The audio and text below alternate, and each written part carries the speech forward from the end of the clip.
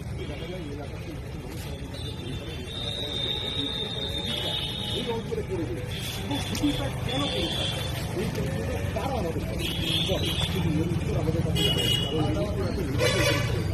কারণ এবারে নির্বাচন অভূতপূর্ব নির্বাচন হয়েছে এই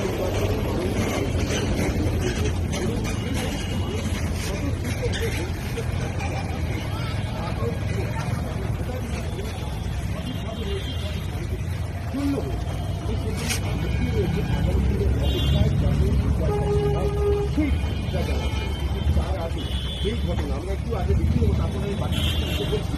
এই মুহূর্তে যে জায়গাটা রয়েছে সেই জায়গাটায় এখানে আপনারা একটু দেখে নিন চারিদিকে ভিভিপ্যাট পড়ে রয়েছে এবং যে ভিভিপ্যাট আমি আপনাদের হাতে করে দেখাচ্ছি এটা গার্গী চ্যাটার্জি অর্থাৎ নোয়াপাড়া বিধানসভার গার্গী চ্যাটার্জি তিনি বাম প্রার্থী। পাশাপাশি আমি যদি দেখাই এখানে বিজেপি প্রার্থী এখানে রয়েছে অর্জুন সিং এরও রয়েছে এবং এখানে তৃণমূল